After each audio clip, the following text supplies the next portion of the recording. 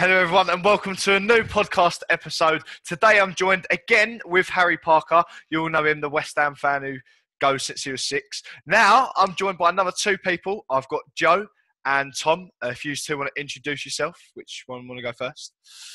Go on, Tom, ladies first. Oh, there we go. All right, Tom first then. I'm a West Ham fan. I don't really go often to Glasses too far. I'll follow Nuneaton now. Ah, non-league. Yeah, so non-league then. Yeah, non-league. Decent. Like that. Go on, Joe. Your one? Well, obviously my name's Joe. I'm an Arsenal and a Watford fan. I go to Arsenal a lot. I've got a season ticket for that, and I go to Watford when I can. Okay, not too bad. And I'm a Millwall fan, so I might as well start crying now.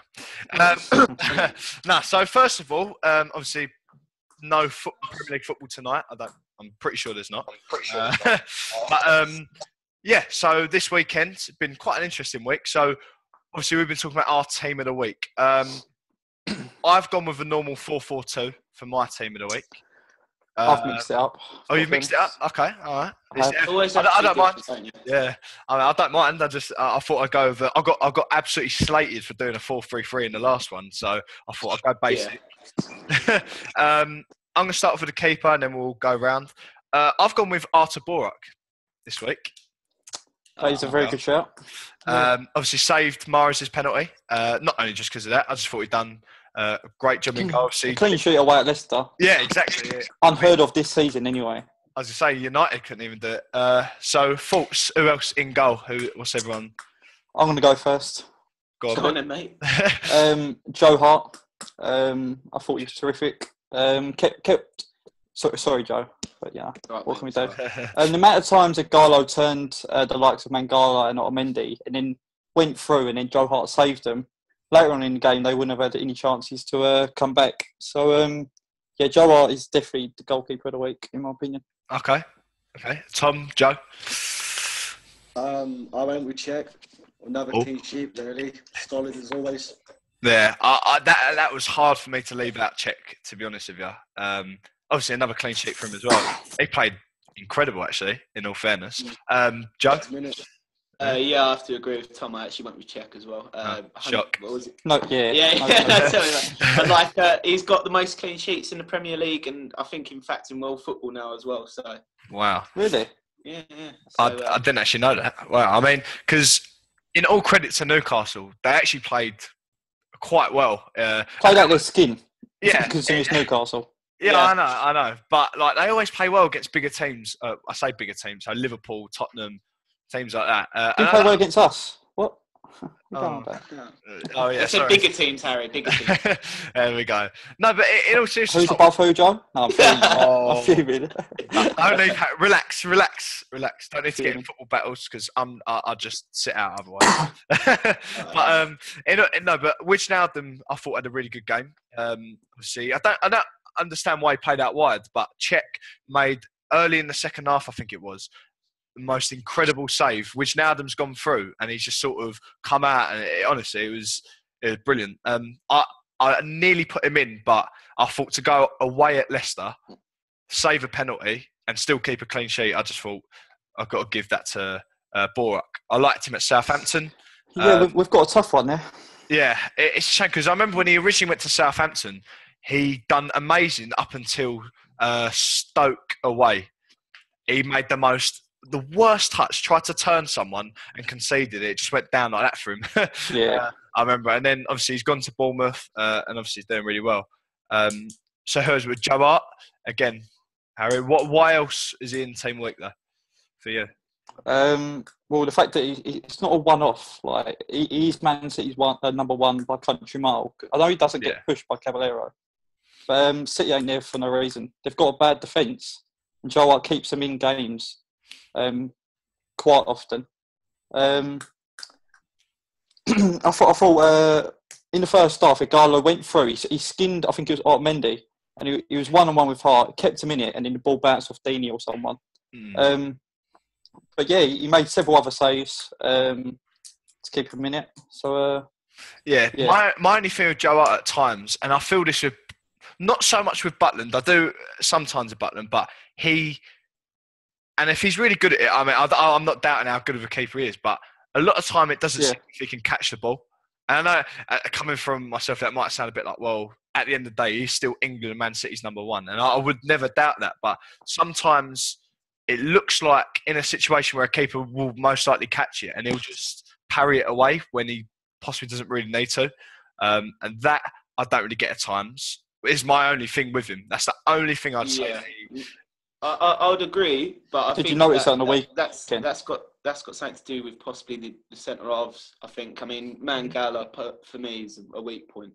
And then 32 mil, I think he was something like that. Like I always do think first season for foreign players coming in, I just sort of I don't really take any notice, because if I was to go over to Italy and play football over, or say if I was half decent and go play over there, I think I'd struggle just because of the language and culture itself. So I always give that first season to sort of, you never know what's going to happen. But now that second season's kicked in, knows what the Premier League's like now, knows what the culture's like, he needs to start kicking on for that price tag now. It's like Otamendi, again, he got turned for fun, and I know he's quality, but it's such a different league than any other. Like the Premier League is is so competitive. Like you've got teams like Stoke who just go beat Man United, and no one's even that surprised. Would you say it's something to do with the pace of the league as well, though? I mean, it's just so much pace in the football that's been played. I think that's just with English football in general, to be honest. I think, because I remember when Millwall signed Hamed Bouatsa from Arles Avignon in France, and he said the pace of the game in France is so slow.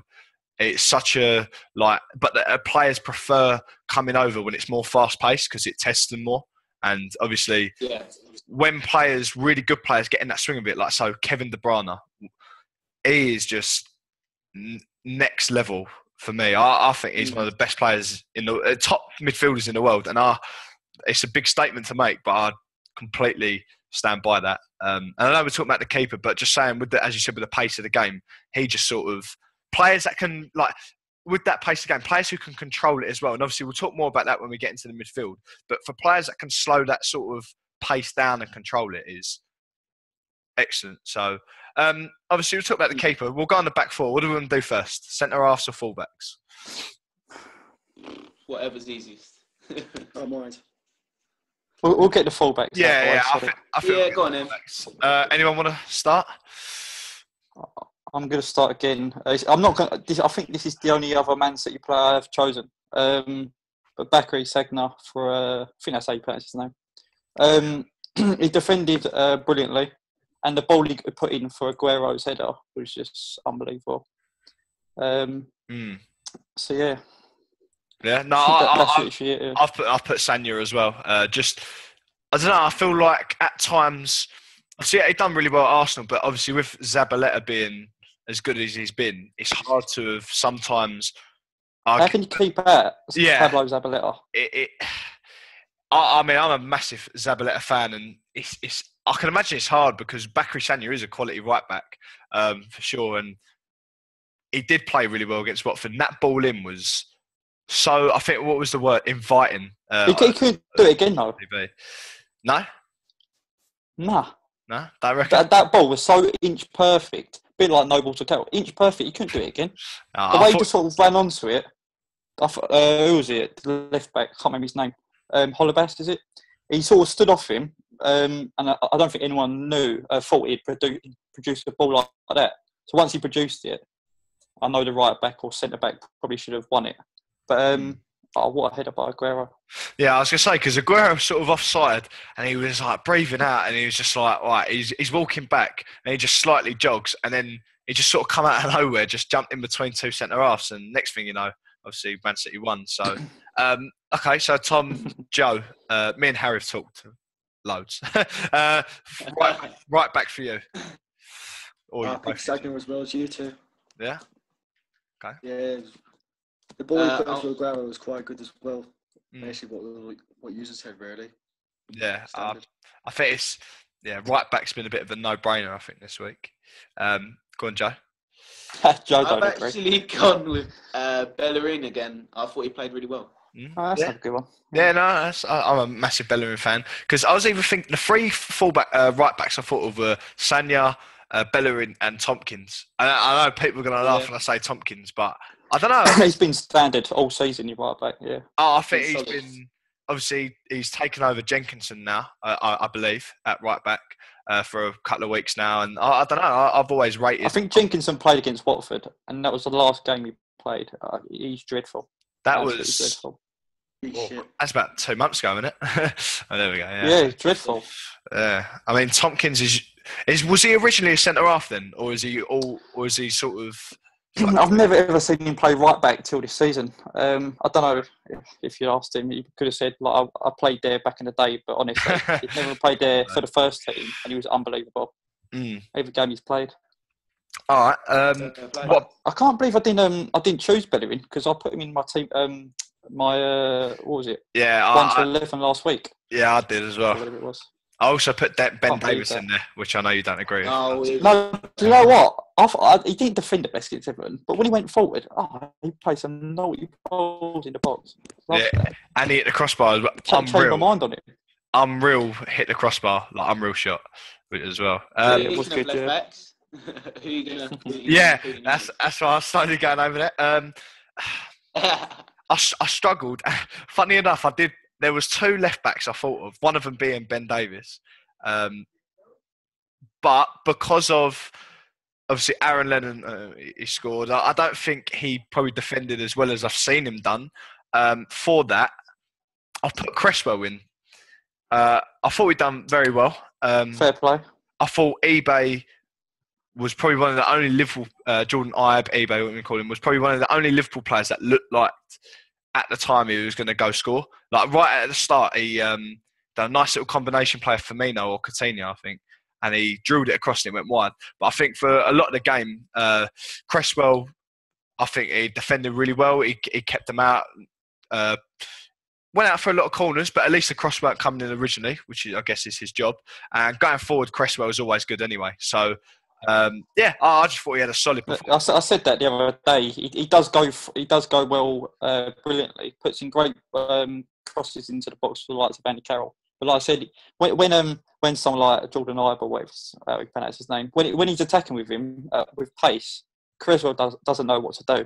But I thought on the weekend, that was his best defensive performance since, God knows how long. Yeah, I was going to say, because when I was watching it, and at times where I've usually seen someone maybe, not necessarily like put it through his legs, but just literally do a little touch to go past and then go behind him. Whereas this time he just sort of either blocked it out for a corner, for a throw, or he won it. So for me, Cresswell was... Davis was close, but I don't think he defended as well as Cresswell did this weekend. And they played similar sort of teams, so I think, Cresswell for me. So I've got a feeling Tom might say Cresswell, but who knows? He might not. No, I've gone with Aspilicueta. Aspilicueta. Okay, no, can't really. Yeah, changed it last minute from Van Arnold. Yeah, Van Aanholt also had a very good game, to be fair. No, but the thing is, I was going to mug him off about Van Aanholt. He told me before we come on. And I said to him, you do realise where Aston Villa's goal come from? Because obviously Adama Traore ran down the right. I don't know where Van Aanholt was. So I'm glad. To be fair, I don't know where the whole of their left side or midfield was for that goal. It was unreal. So, but to be fair, Van Aanholt's had an alright season, I think. But he had to do well. Or, to be fair, half decent play in a very, very poor squad. Very shit team. Yeah, there we go. Yeah. All right, Joe, go on. Oh, he's going to surprise us now. No. I was going to agree with Tom, actually. Van Aanholt, he had a very, very good game over the weekend. Really impressed me, actually. So, I would have him in my team of the week. Okay. I mean, he scored the questionable goal as well. So, at least he got on the score sheet. That's true. It seems to be a lot of things with fullbacks, like where they seem to be better at attacking than defending now. Yeah. And we'll look at Bellerin. I mean, all he does is dribble forward, but he's just got the pace to be able to actually get back. And that's what a lot of fullbacks don't have. Like Zabaleta, he's very, very good defensively, but he can't stray too much forward because he hasn't got the pace to be able to get back. But then again, in a team like Man City, does Zabaleta need to go forward that much? I mean, De Bruyne, Silva, Toure, Navas, Sterling, like they've got enough. They've got enough going forward. That's why I think top teams obviously spend that much on those sort of players and that much on good defensive. Because, as I said, I don't think some fullbacks aren't actually that great at defending. So I think when the fullback is very good at that side of the game, I think, obviously, like Zabaleta, then they are worth quite a lot. But that's. I don't know. I do like the fullbacks do attack though, because that's sort of how the game's, as you said, how quick play is now. Like teams, I've said this for the past two, how like Bournemouth will just break so quickly, and now that space has gone, it just provokes that sort of attack to go on quickly. Teams are more urgent to go break out because the fullbacks are playing higher now. So I think that's part of it. We'll go on to the centre halves. I've chosen some, I guess you might say, questionable centre halves.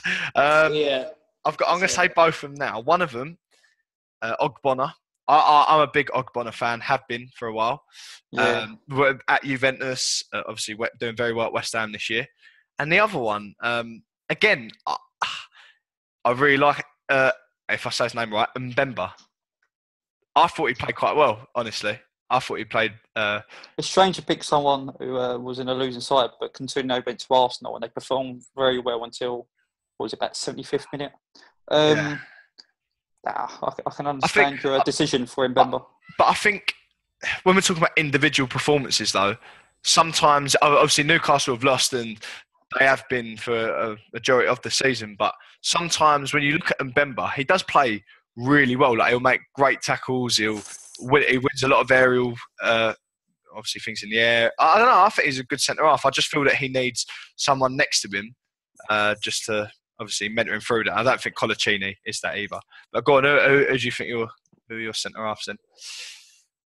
I would choose Koscielny. Yeah, I've got to agree with that. I've took Koscielny as well. Yeah, well, there we go. Look at that. We've all agreed on one. Yeah, I mean, I took Koscielny because obviously he got the crucial winning goal against Newcastle on the weekend. Yeah. But I'm gonna probably slip into Harry's good books because I've actually chose Collins as my other.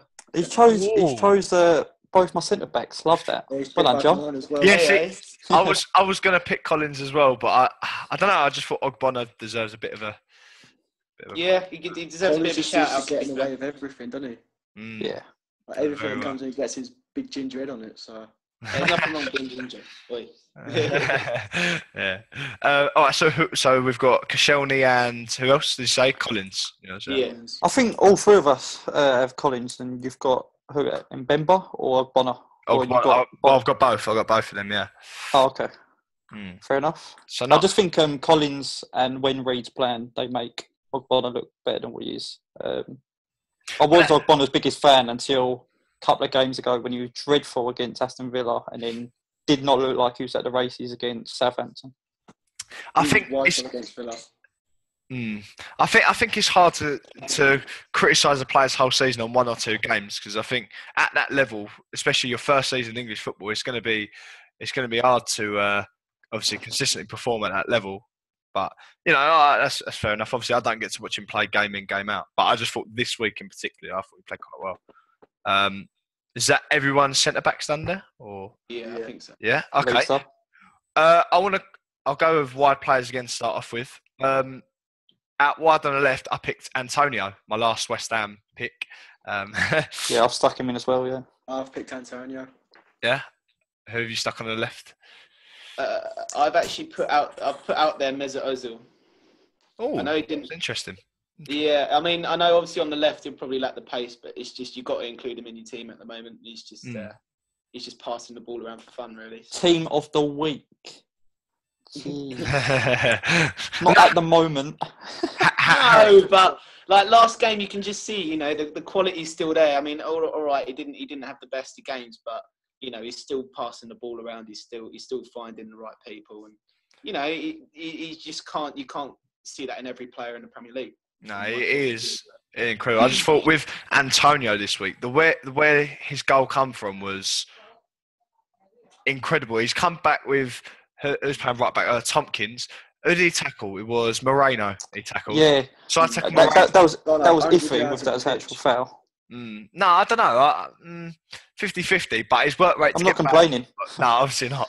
Obviously, he's won it. I think he travelled 90 odd yards into the box and actually knew about his goal this time. Obviously, got his and actually scored. Yeah.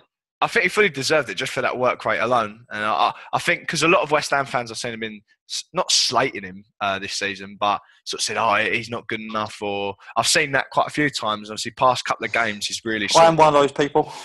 Oh yeah. I'll say he's out of his depth. Mm. I think he's out of it.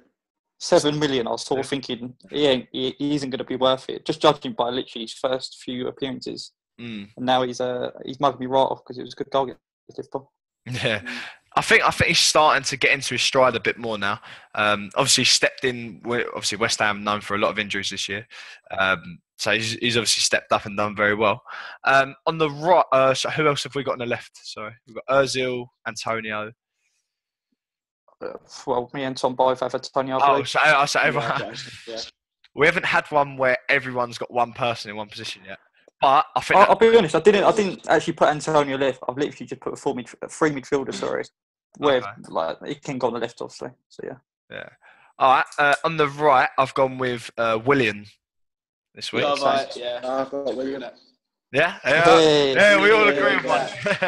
Yeah, I think he's probably one of the most, with Mesut Ozil, one of the most consistent players. This season. Like he's been. And my God, his goal on the weekend. Jesus. Yeah, I know. He done that Drogba salute, didn't he, when he scored? Yeah. Oh, did he? See that? Yeah, he done the slide and that. But no, I think I've always liked William. Obviously, I think he was originally meant to go Tottenham. Had a medical there or was about to, turned down, obviously gone Chelsea. I love him for that. But now he plays for Chelsea, so it's yeah. But no, I think he's, as I said, Cuadrado come in. I do like Cuadrado. I watch Juventus probably every couple of weeks, and he seems to always do quite well. But even with him playing well, you can't really start him over William, can you? Really?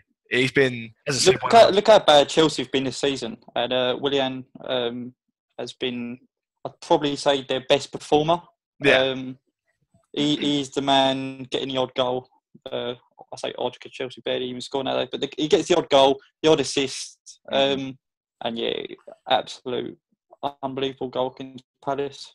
Yeah, brilliant. I was quite shocked about that actually, that they beat Palace 3-0. I thought it was going to be like a 1-0 or. I could see him beating them, but I didn't see 3-0.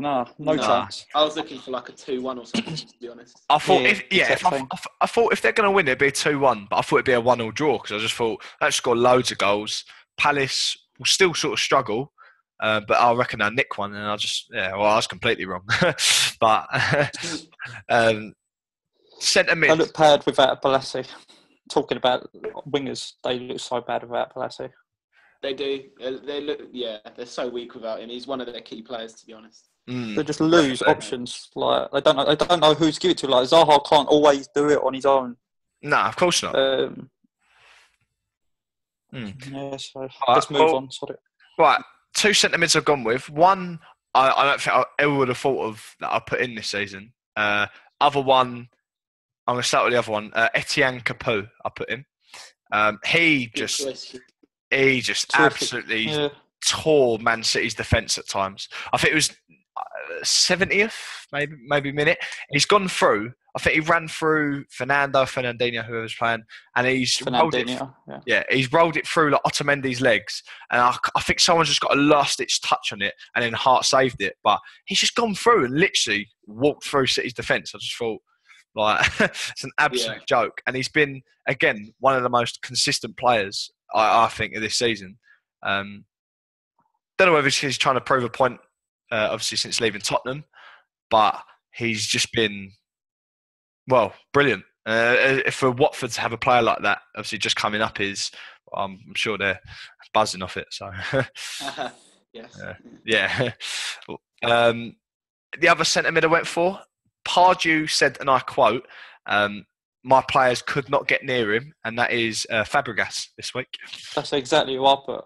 And I'm surprised I even put him because he's been woeful compared to last season. I mean, last season I put him as the best centre mid in the Prem, what I can remember of anyway. He was brilliant. I think he got the assist for Costa, not Costa. Who put it? I think it might have been Oscar who tapped it in, but he played the ball through to Costa, and it was a brilliant ball. And I thought he's starting to get it back under Hooding, starting to get it back like his old self, and he could be a force in the second part of the season if he carries it on. Yeah, it's obviously it's weird to see players completely come off their pedestal, like Hazard, obviously this season as an example. But Fabregas was excellent. So was Willian, and I don't think at any point this season I thought my team of the week.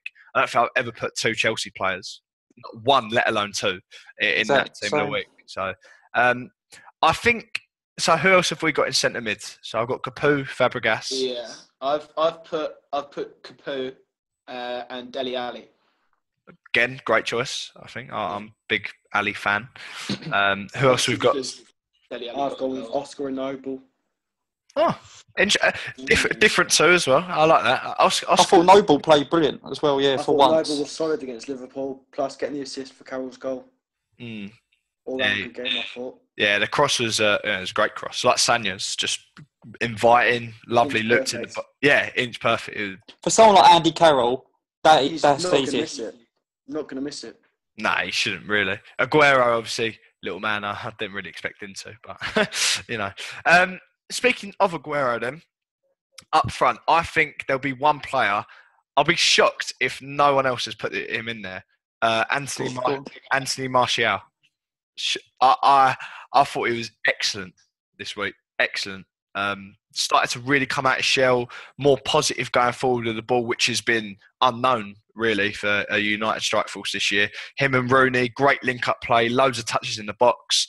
So he got himself a goal and an assist as well. So for me, all-round game for him. Exactly what, obviously United fans need to see from him. Thoughts? I agree, but I don't know. You should expect a signing of however many millions he was to be able to produce something like that anyway.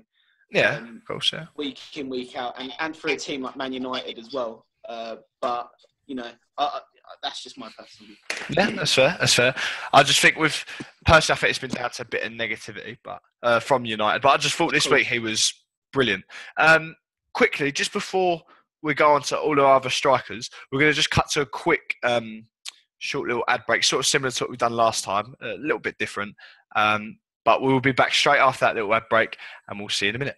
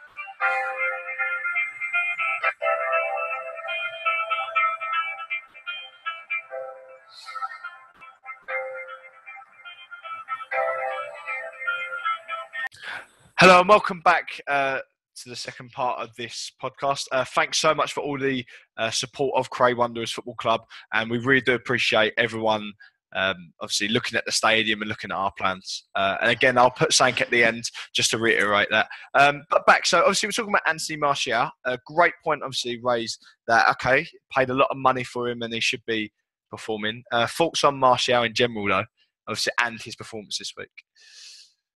Great dribbler. You can't take it away from the lad. He's unbelievable on the ball. And when he scored, I mean, looking back, a while ago as well. Obviously, it's Team of the Week, but looking back a while ago when he's just scored a mirror image of the Henry goal, it was just, it was magical.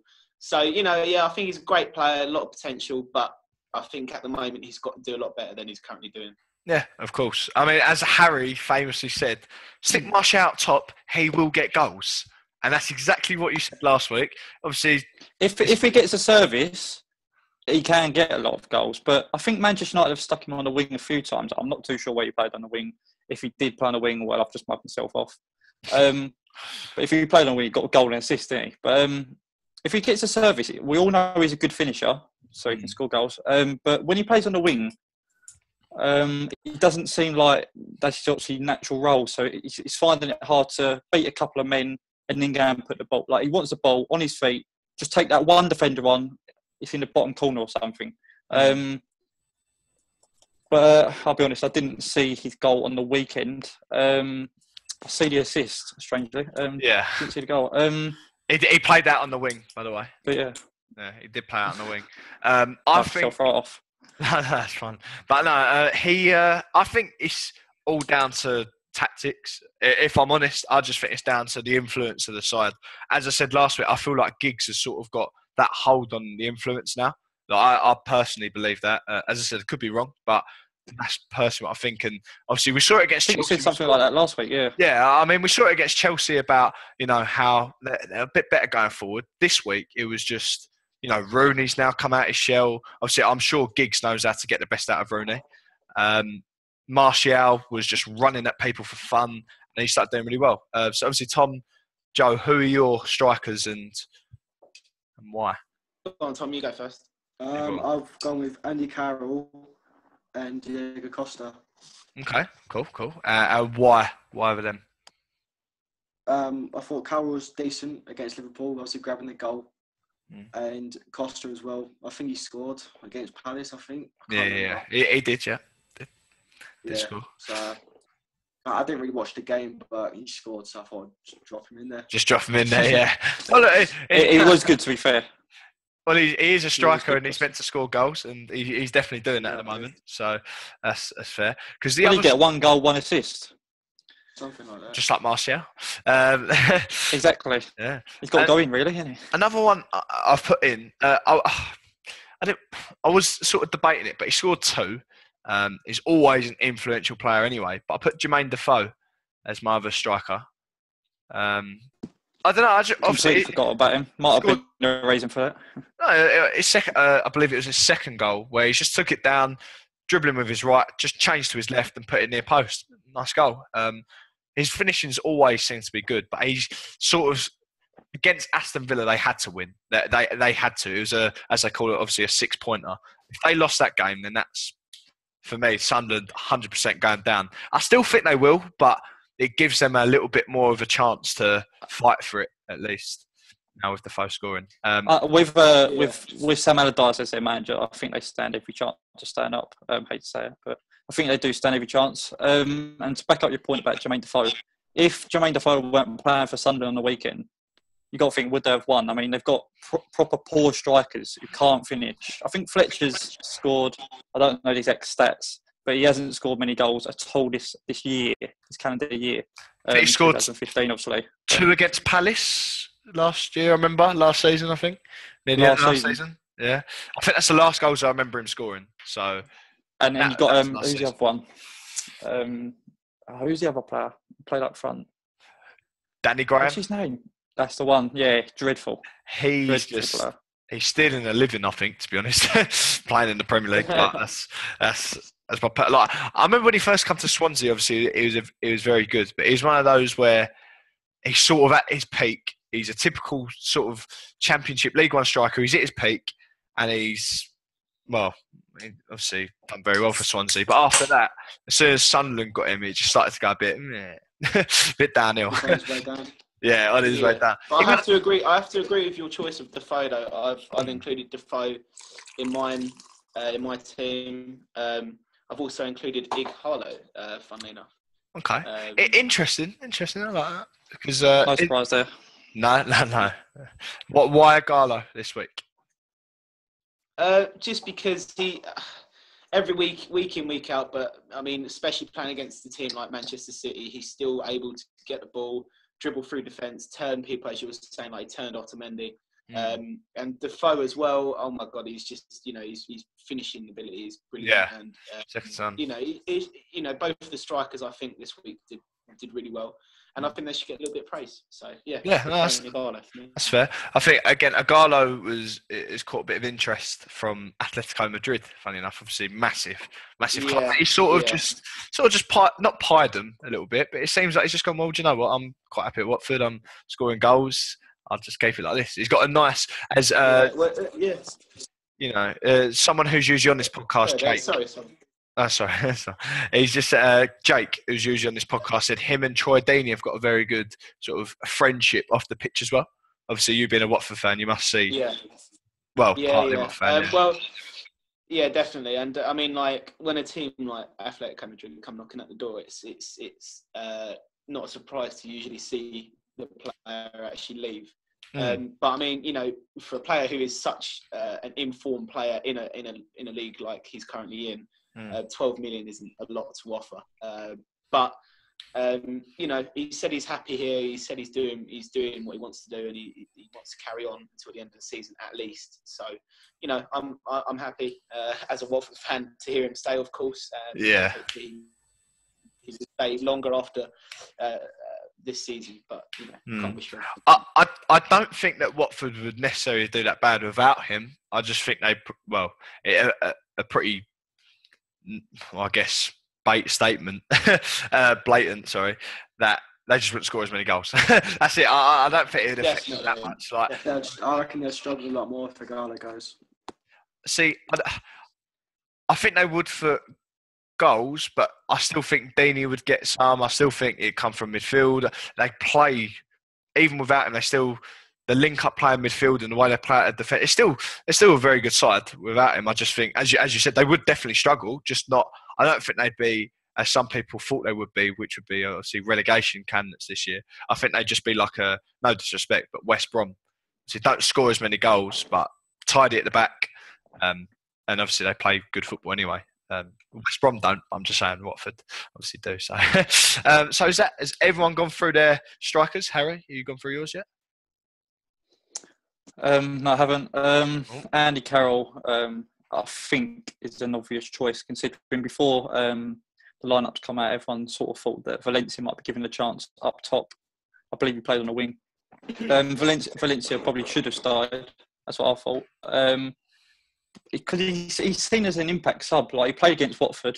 Joe would have known about that. He had the worst game possible. This was only a week after he come on as an impact sub against Chelsea and scored the win. Everyone loved him, and he went from obviously 0-0 quick. Where he tried to volley it out of the box, it went behind him. I know. Yeah, I thought it was a Cruyff turn as well. He tried to Cruyff turn all sorts. That was awful. I remember that. And then I think Aki or someone won the ball and then passed it through to Agallo, and then No, I think it was Cruyff's own goal or something. But yeah. All right, that's fair. So we've gone through our team of the week. To be fair, a lot of similar sort of picks. Thought it was really interesting. Now, obviously, this is the third episode now. So the past sort of two, we spoke a lot about players, not so much of managers. There's a few managers I want to speak about. I don't want to speak about every Premier League manager because we'll be here all day. We'll talk about just 19. yeah, just 19, yeah. I've got Eddie Howe as with an asterisk. I've got Jurgen Klopp, Pochettino and Bilic. So 4 managers I've really sort of highlighted. Pochettino, I can see Harry and Tom just going, oh, God, Tottenham. No, but the reason I won't talk about Pochettino, but he has done brilliant. Yeah, that's all I'm saying. He's done quite well. Yeah, I was going to say, because he's gone in. Although Capoue has done very well this season, he's got rid of the deadwood, if you will. Somehow Stambouli went to PSG. Don't know how that happened. But there we go. Yeah, so he's got out of the deadwood. They're playing great football now. Probably got one of the best balanced squad in the Premier League, I would happily say. With Man City, some people say they've got probably the best squad. And going forward, yes. And on paper, they probably should have the best balanced squad. But as you've seen, Otamendi is getting turned. Company's their only real class centre back at the moment, and then Mangala not doing it. Demichelis passed it. So not for me. That's not balanced enough. Whereas Tottenham, I think their starting 11 they put out every week is usually pretty solid. I think all down two to Belgians in the centre back position. I've got an interesting stat. Well. I've got an interesting stat for you. If I say his name right, this would be brilliant. Yeah, that's why I didn't bother. Yeah. Toby Alderweireld is near enough. Near We'll enough. let you off for that one. We'll take it off, yeah. We can do that. Last season at Southampton, he never made a mistake that led to a goal. Never. Not once. Not bad. No, it's all right. So you can see obviously why Tottenham have bought him. I think with every top side should have a ball playing centre half. Yeah, I agree. And a sort of anchor, if you will. And Jan Vertonghen, I mean, he's actually very good with the ball going forward. Then you've got obviously, well, Alderweireld is just a great defender anyway. So, but Pochettino's made some good signings now. He's obviously got his own team. So if Tottenham now start to fail, I would say it's 100% down to him. Whereas before would have gone well. He's still got all the deadwood from before. And so, obviously, I know Tom and Harry don't really want to talk about Pochettino and Tottenham, but thoughts on how he's sort of, how he's done? Done well, to be fair. With, like, as you say, he's got rid of all the deadwood. And as much as it pains me to say it, Tottenham are doing well. He's got on plan a nice, attractive football. They know to defend for once. I think I might be wrong, but they probably kept one of the most clean sheets in the season. Yeah, along with Watford. If not the, yeah, if not the most or something. But they look solid. The two Belgians in the centre back position. Won't say their names, but yeah, they're brilliant together. I think Ben Davies has filled the void of Danny Rose. Thank you. Carl Walker's actually looking decent for once. Yeah. I wasn't his biggest fan. I'm never anyone's biggest fan of Spurs, but he's played well. Dembele, they missed him yesterday. Sorry, was that the start? Yeah, if anyone gets through the defence, I mean, Lloris is a class keeper as it is. Yeah. But you know, interestingly enough, Lloris did say he was thinking about leaving Tottenham until Pochettino come in. Yeah, I see that yesterday before the evening. I couldn't believe that. Fair play. So, and to keep like Lloris is, well, incredible. And going on to midfield, obviously Dele Alli, as Joe mentioned earlier, has 100% now stepped up from, if he's gone from League One football now to, I'm not bossing the Premier League, but he's definitely, he's doing very well. Eric Dier. That goal yesterday was unbelievable. The way he just took it down and he volleyed it. I know Al's not the best goalkeeper, but I don't think many goalkeepers, if anyone, could have saved that. The way he took it down was unbelievable, and then it was perfect volley. Yeah, I mean, then along with Dele Alli, that is very good. But then obviously we've got Eric Dier, centre mid, again brilliant. Moussa Dembele, as Thomas said, they missed, and I don't know why people don't. I think he's one of the most underrated players in the Prem, personally, Dembele, because he's so good on the ball, and he's a powerhouse. No one can really get the ball off him a lot of the time. But I think that Tottenham lack a bit of not just creativity, but also just sort of strength in the midfield without Dembele. Yeah, he's a big, solid character, and also the shot on him as well. Bloody hell, he can pick out a good hit from a mile off. So yeah, I think that's perhaps why Everton sort of in the second half more than first, because in the first half Everton were woeful.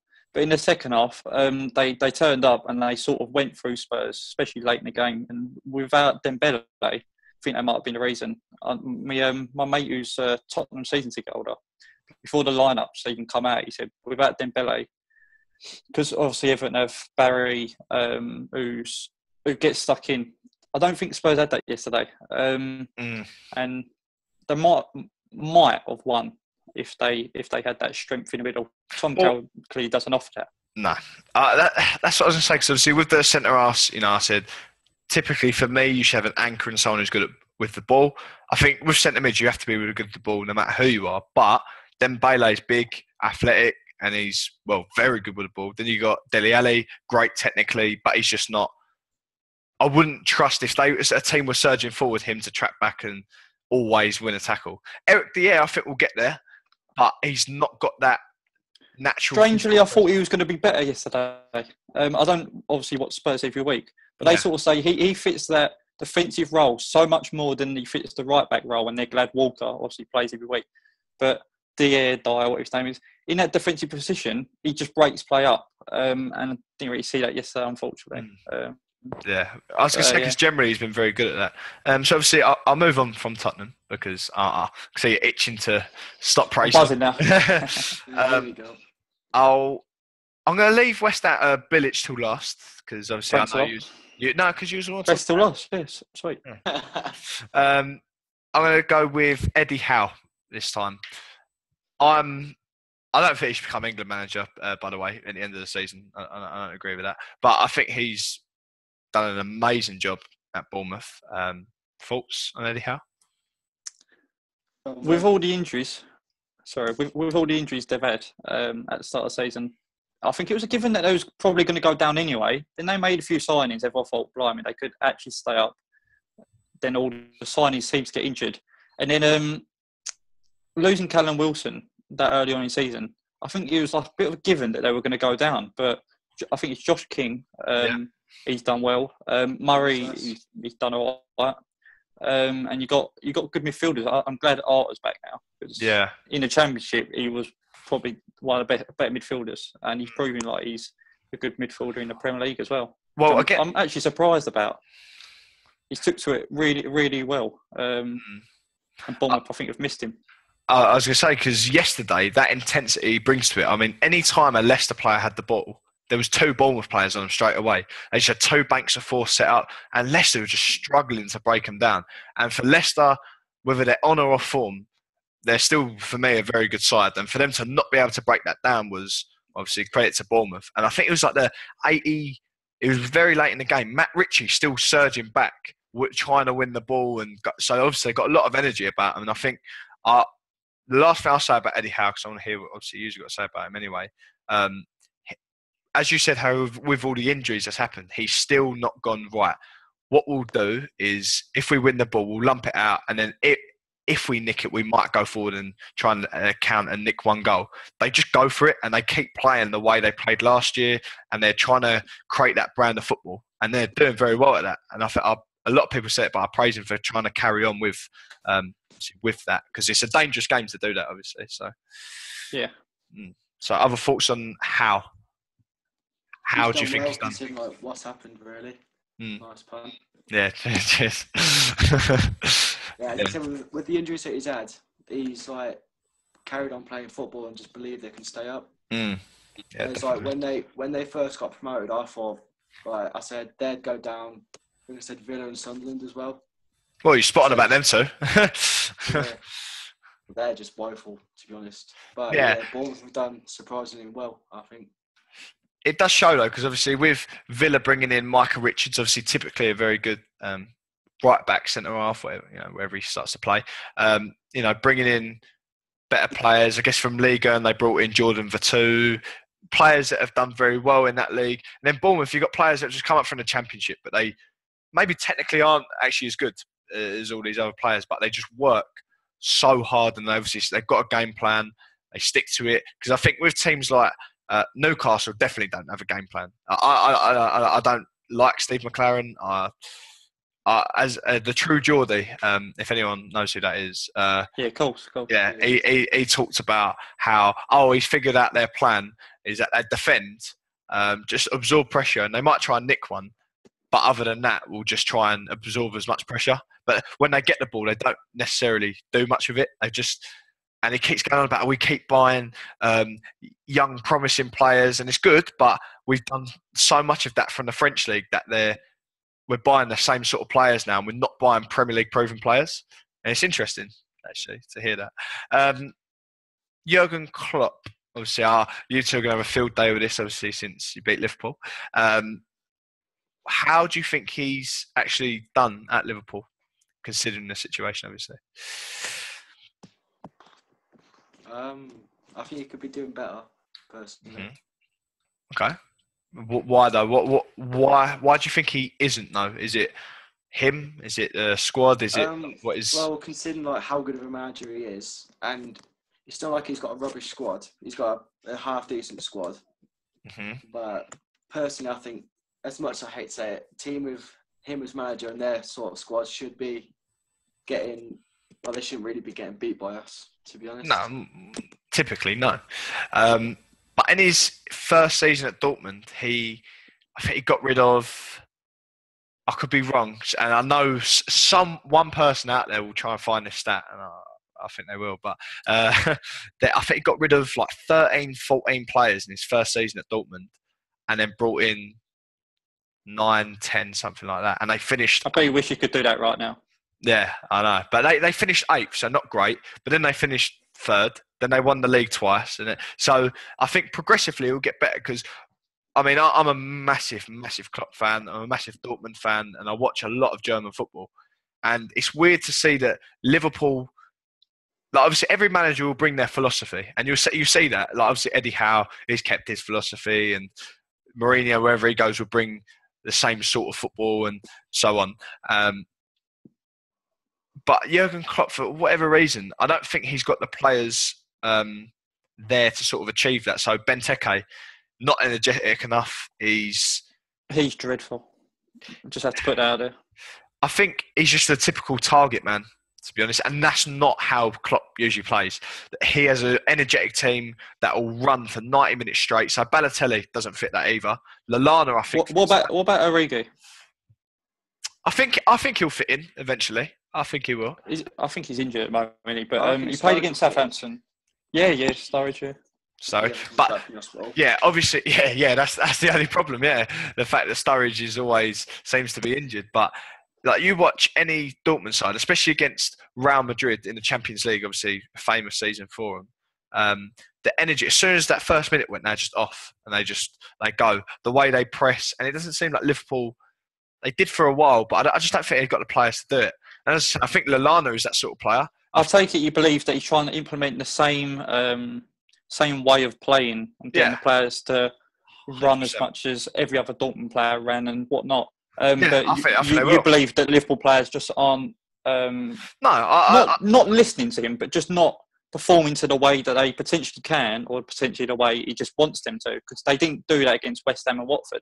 Yeah, I think for me, it's not that they don't. I think they're trying to get what he's trying to do, but they're not that sort of player. So they need a ball playing centre half. They need it. In January, I'll be shocked if they don't. Not try and get Mats Hummels in particular, but if they don't get a ball playing centre half, because that's typically what a Klopp team has. It's typically what a modern team has anyway. But for the 6 years or 7 years he was at Dortmund, that's typically what they had throughout the whole thing, and that necessarily wasn't a massive part of the game, that centre half step in, go forward, obviously. But I'm going to disagree with you, because I think Lovren's the best ball player in the Premier League. It's a good joke, that. He's useless. I would say, if there is some sort of manager of the week, if you will, I don't know. I'm sort of torn between Bilic and Wenger, to be honest with you. But you know what? But about Bilic, and this is the one thing, and again, do you know what? I don't hate saying it, because as much as I'm a Millwall fan, I'm a big football fan anyway. So it's, and I've said this before, it's stupid not to appreciate good things people do in football. So for me, Bilic, whenever I see someone coming on off the bench, his arms are all the way over here. He's like this. He's going mental, just trying to raise spirits. But he looks so like passionate and like and I can imagine if I was sitting in that dressing room and he was talking, I would be motivated, inspired, and I'd want to break my back for him. And I feel like I would do that. Let alone going back to Klopp as well. That's the sort of team that he wants, and like as you said in the last episode as well. You know, as soon as he gets those players in that he wants, then I think he's going to be on a bit of a winner. To be honest, I think Liverpool win the league in the next 5 years. I genuinely believe that. I believe that 100%. That's if they keep Klopp in his time, like every manager. You sound like a Liverpool fan. No, they will. They will. Trust me. I'll place a bet on it. If I can, in the next 5 years. I just think that when he gets his players in, I think Firmino will stay. I think he knows what German football is all about, and he's sort of trying to bring that over anyway. I think Lallana will fit it. I think Klein will fit it, because that's the one thing I'd say that Southampton miss massively, is their fullbacks as I said, it's a modern part of the game anyway, but they used to attack with so much pace, and now it just seems a bit slow. It's not as quick, unless Mane's on the ball. Wanyama's dipped off. So for me, that's why Southampton have dipped. And the only reason I mentioned Southampton, obviously, is because of Klein. And I think because of that, they've just dropped massively. But Liverpool, I think, once he gets his players and give it, like Pochettino, give him sort of season and a half, and we'll judge him. But I think he'll do very well. But as I said, with Bilic though, like, he's just so. What do you two? Obviously, you're both West Ham fans, so you've seen him all season. What do you think of Bilic, other than being a god? Go on, Harry. You can go first. It's literally 50-50. Like sort of, it's different every single week. Is what I'm getting from it, because there's some weeks where he does what most managers do, and like if I'm in the stands, I see something wrong, I go, oh, why don't he come on, or why don't he get off? Like he sort of waits till about the 60th minute or 70th minute. It's too late. But against Southampton, he made 2 changes, and they both worked at half time. Why can't he do that more often? You don't wait till it's too late. But like he is sort of like, he is stubborn with his subs, and he often does make the wrong sub. Not just what time, but he often makes the wrong sub. Like he sort of brought on, against Aston Villa, obviously Tom was there. He brought on Alex Song in the last 15 minutes for Aaron Creswell. So we had no left back, while they had Adama Traore on, rung in rings around Ogbonna.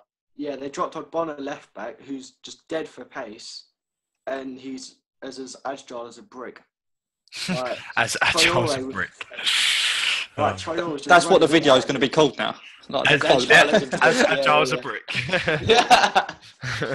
But yeah, sorry, go on. So no, I was going to say, like, I see a little bit, not too much similarity, but I do see a bit of similarity between both Bilic and Roberto Martinez. To be honest, they both like to. I know it's I'm interested to digest, like, but it's Roberto Martinez. I think he doesn't make the right subs, and sometimes his starting lineups are a little bit questionable. Like against Tottenham, like, why would you not start De La Feu? Like, come on, that guy he would have torn Tottenham all game like he did when he come on. He was very attacking. He got in the right place at the right time. But also, you know, I think that's the sort of same thing for Bilic. He should be a bit more clever with his substitutes rather than just sort of sticking on the defender when they need to be defensive. It's good. It's interesting though, because I mean, I'm a massive critic who goes, do you know what? I would do this though. And as much as I say that, sometimes I do think, I go, well, one, I don't see these players train every day. Two, you know, I don't understand what their attitudes are like. I don't understand football as well as they do. You know, I'm only 18. I have no chance to understand football as well as they do. I think I know a fair bit. But so sometimes I think, as fans, will always question everything, and that's football. It's a game of opinions, and it's got to be, everyone's opinions have got to be respected. But sometimes I questioned last season. Again, I'm going to bore you for a second here. Millwall, Neil Harris. We played centre mid Ed Upson out wide on the. Did he come from Dover or somewhere? He scored against us opening day of the season, and we got him in January. Yeah, I remember. I can't believe it. But so he's playing Ed Upson out wide, and I just sat there and thought, but he's a centre mid. He ended up doing very well. So sometimes we do question things, and one thing that Harry said that really actually intrigued me is it's too late to bring him on. But with the game being so fast-paced now, is there a time where it's too late, or is there a certain point in the game where you go, it's probably out of time now for us to? Well, yeah, I think you can say that, but I just think the Premier League's too unpredictable these days, to be honest. Yeah, so you can't really predict anything. I mean, someone shared on, I think it might have been you, Joe, actually, on Facebook, shared, it was called one of the best counter-attacks in the past. And it was Knockerett had a penalty against Watford, obviously been saved, gone up the other end, and they scored. And Deeney's touched it in, hasn't he? There you go. Within... Gotta love him. Yeah, so goals can happen within seconds, and so technically I wouldn't say there's any particular point, but obviously it does depend on the game. And obviously if you're watching a game and you go, we're getting outrun, we've brought off a defender when this certain player is performing really well, then I'd agree. Obviously it depends on the game. With managers, It's going to link. Watch this. Who is the signing of the season? I've got 5 names down. Who have I got right? I've got 3. 6. I've got 3. I've got 3. Yeah, I've got 3. 6. Yeah, I could make up. I'll read them out for you if you want. It's up to you. Go on. I'm not going to, obviously, because there's 6, I won't go through all detail and whatnot, but I think most of them are obvious. Some of them might be just because how they're playing lately, and it's quite bad I'll put them in, but Dimitri Payet, obviously, being a West Ham fan. He's been injured, but if you look at stats, he's still wipes are so red. I don't think any of us are going to argue with how good Payet is, so... Second one is Antonio. I know it's only been a couple of games, so that's why I didn't actually put him in. An interesting one. That's bold. That is bold. Go on. Petr Cech. Yeah. I know he's only Arsenal's only transfer, but yeah, he's brilliant. Kante, I think his name is for Leicester. Yep. Yeah. No fucks given. The old left back for Leicester. Fuchs, is it? Christian Fuchs, yeah. That's the one. Played for Schalke last year. And the last one's Etienne Capoue, what his name is, sorry. Yes, that's the one. The only one I'd question is Antonio. Other than that, you've named 3 players on my list. Which was Kante, who was signed for, Leicester fans, quote me if I'm wrong, 6.3 million. I think that's the exact sum. Payet, I believe it was around 12 million, was he? About that, or it depends on how many. 10, yeah. It depends on all sorts, but 10 to 12, yeah. Yeah, and then Cech, I think, was about 12 as well. So those are the 3 I put down. I think I don't think I need to explain Cech. He's been an amazing goalkeeper for the past 10 years, or 10 years anyway. Payet, just incredible, the technical player, just obviously spurred West Ham on, and then Kante, for me, reminds me of Claude Makelele, who I still think Chelsea have never replaced. But yeah, he reminds me a lot of Makelele. So yeah, and I'll tell you what. I like my 3 are Shaqiri, Cech, and De Bruyne. De Bruyne, yeah, of course, yeah. Now, you did say put the price into context. I did. Yeah, I did. That is why I didn't go for De Bruyne. I'm planning. It's all right. I've wrote this out. It's cool. So De Bruyne was transferred for what I researched. It's like 55 million, and he's got 5 goals, 8 assists, and 3 man of the matches so far. Whereas if you look at Shaqiri, he was transferred for 12 million. He's got 2 goals, 3 assists, and 1 man of the match. Now, obviously, they're playing slightly different positions, but for a 43 million difference, it's really not that different. Do you see where I'm coming from? Yeah. They've both come from the same league, and they've both this is both their first seasons, and you can't really see too much of a difference. But both of them have been very, very good. But I just don't see the 43 million difference. Is what I'm saying. Yeah, that's fair. I mean, I don't think Chelsea should have ever let De Bruyne or De Bruyne go. I don't think they should have ever let Lukaku go. I don't think they should have let Andre Schürrle go. I think that you could make a great 11 of players they'd probably let go, or at least a front sort of 4 players anyway. But yeah, I think it's hard to pick one. I'd say I'd have to say I mean Leicester have been defensively very good this year anyway. But the one thing Arsenal have sort of lacked, as good as Szczesny's been, he's not been quite consistent. Ospina was good at the back end of last year, obviously. I'd have to say Cech. Small price for how, obviously, as I said earlier, and the True Geordie said this, Premier League proven players, internationally proven, got him for very cheap, in my opinion. And yeah, he's got him a lot of points. So I'd have to go Cech. I just don't understand why Chelsea sold him to us for just 10 million. Yeah, I didn't get that. No, I think I'm not being funny. Like I wasn't when the talks first began. I wasn't going to be surprised if they turned around and said, "Yeah, 30 million, please," but 10 million. You can't really argue with that. So. I would have probably have paid that though if I was Wenger. I would have. Oh yeah. We need a keeper. He's amazing. Let him go. Well, he's got 9. He's got 9 clean sheets this season. I mean, you can't ask for more, really, can you? So. You can't argue. I think Shaqiri's an interesting one. Tom, who have you got down? I've picked 5. I've got Cech, Payet, De Bruyne, Lanzini, and Kante. See, Lanzini's a great shout. He was free as well. Oh, no, actually, take it back. He's on loan, but it'll be for only 5 mil. Yeah. 5 Sorry, million? take it back. Yeah, which is Wow. decent. I think there's a clause in the contract that says he can't go to any other club. So he's either going to go back to some UAE team or something. I think it was. Some proper random team. He come out of nowhere to there being one of the best young attacking players in the Premier League, I think, to be honest. I was going to say, because I saw he had a shot on Saturday. I just watched it and I just thought it hit the post and it didn't go in, obviously. But I just watched his shot and I just went, that is like I couldn't even believe just the swift and the swaz, as we say, on the shot. He's just technically so good. Technically incredible, really. Yeah, he's got so much potential, I think. Yeah, massively. And the fact, I think it's, again, a really bold statement to make, and I don't want to say this, but I said this 2 years ago. I was at a Kasabian concert. I walked past the Olympic Park. I saw the Olympic Stadium. I looked at it and just went, West Ham will be a top 4 team in 10 years, like, consistently. I just think with a new stadium coming, obviously you're already bringing in players like Payet and Lanzini now. Ogbonna, solid. You've already got players to build on around that.